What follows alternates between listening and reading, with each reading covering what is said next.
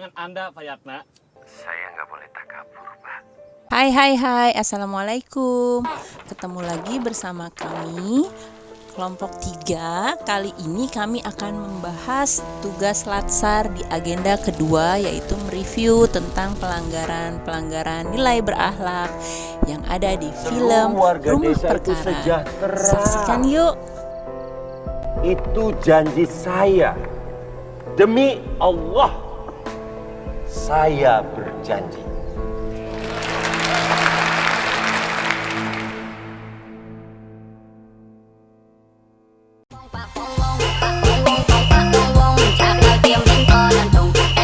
Assalamualaikum warahmatullahi wabarakatuh. Waalaikumsalam warahmatullahi wabarakatuh. Gimana kabarnya, masih pada sehat-sehat? Alhamdulillah sehat, Mbak. Alhamdulillah. Alhamdulillah. Sanggup. Kali ini saya Indra Tiwi sebagai moderator, ditemani dengan teman-teman saya yang cantik. Ada Mbak Khairunisa, biasa dipanggil Mbak Ica. Halo Mbak Ica. Hai. Ada Bu Retno. Apa kabar Bu Retno, sehat? Alhamdulillah baik. Ya.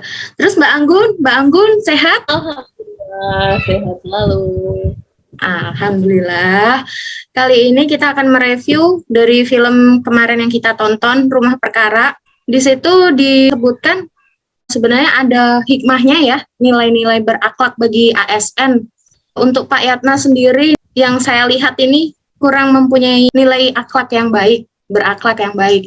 Mungkin bisa dipandu sama teman-teman juga mereview untuk nilai berorientasi pelayanan dari Pak Yatna. Salah satu siapa? Mbak Ica. Di film ini kan diceritakan, Pak Yatna itu membantu Pak Jaya dalam proyek pembebasan lahan untuk pembangunan real estate, spot center, kafe, dan sebagainya. Dikarenakan rasa hutang budinya Pak Yatna terhadap Pak Jaya yang telah membantu dalam proses pemenangan beliau menjadi lurah. Sebagai seorang lurah, seharusnya Pak Yatna lebih memahami dan ngerti kebutuhan warganya. Salah satu yang terpenting yaitu rumah sebagai tempat tinggal. Tidak sesuai dengan nilai berakhlak, berorientasi pelayanan, yaitu seharusnya memahami dan memenuhi kebutuhan masyarakat. Itu Mbak. Oke, kalau begitu untuk nilai akuntabel bantu disebutkan sama Mbak Retno. Untuk seorang ASN itu harusnya memiliki nilai berakhlak ya, salah satunya akuntabel. Akuntabel itu berarti harus bertanggung jawab atas kepercayaan yang telah diberikan kepada ASN tersebut, melaksanakan tugas dengan jujur, disiplin, berintegritas tinggi. Tapi berdasarkan film yang saya simak di Rumah Perkara, Pak Yatna tidak bisa melaksanakan itu semua. Nah, Pak Yatna ikut dalam istilahnya kerjasama ya, penandatanganan surat pembebasan lahan. Pak terlebih dahulu berkompromi dengan warganya yang memang harusnya diinformasikan terlebih dahulu. Terus Pak Yatna juga tidak melaksanakan janji-janji seperti yang dia sampaikan pada saat sebelum pemilihan tersebut. Nilai integritasnya pun Pak Yatna sudah tidak ada. Terus sebagai pemangku jabatan harusnya kan Pak Yatna bisa mempertanggungjawabkan setiap keputusannya, melibatkan warga-warganya, tapi itu tidak saya temukan di film tersebut. Seperti itu. Berarti sudah berorientasi pelayanan, akuntabel. Sekarang untuk kompeten ini ya, mungkin Mbak Ica lagi bisa dibantu. Salah satu nilai berakhlak itu kan kompeten, itu melaksanakan tugas dengan baik. Namun dalam hal ini tidak dilakukan oleh Pak Yatna. Ia membantu proses pembebasan lahan itu demi kepentingan perseorangan. Seharusnya ia sebagai lurah itu mengayomi warga dan bersama-sama membangun desa. Rasa seperti itu, Mbak. Oke, kompeten. Untuk yang harmonis bisa dibantu sama Mbak Anggun. Dalam film ini menurut saya Pak Yatna melakukan pelanggaran terhadap nilai harmonis. Ini dapat dilihat dari sikap Yatna terhadap warganya yang menunjukkan bahwa dia tidak menghargai hak warga untuk tinggal di rumahnya sendiri. Hal ini memicu timbulnya suasana tidak harmonis. Seharusnya Yatna sebagai lurah menghargai dan melindungi warganya, bukan malah membuat warga semakin menderita. Seperti itu. Terima kasih.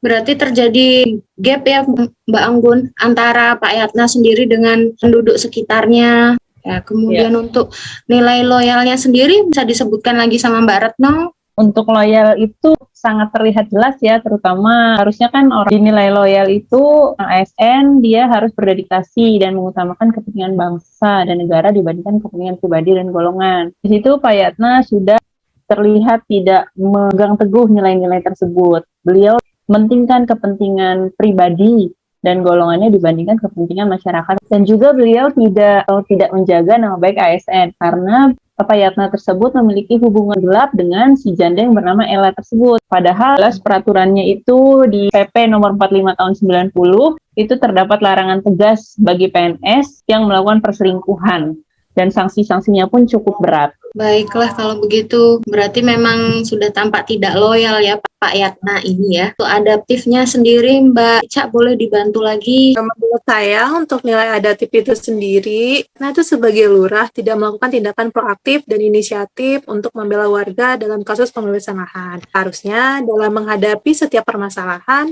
Pak Yatna itu sebagai seorang pemimpin bertindak proaktif dan menemukan solusi demi kepentingan warga. Tidak seperti itu. Saya rasa begitu Mbak Riana. Terakhir nih kan ada kolaboratif nih. Saya pilih Mbak Anggun deh.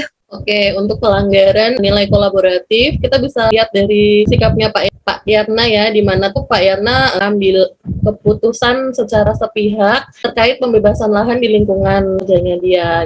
Kan seharusnya seorang lurah itu berkolaborasi dengan warga dan juga dinas terkait untuk mengambil keputusan yang terbaik dan tidak merugikan warga.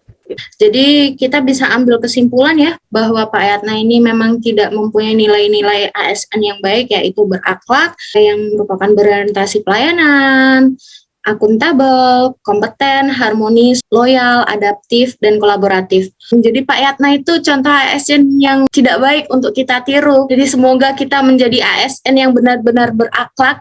Setuju nggak teman-teman? Insya Allah ya.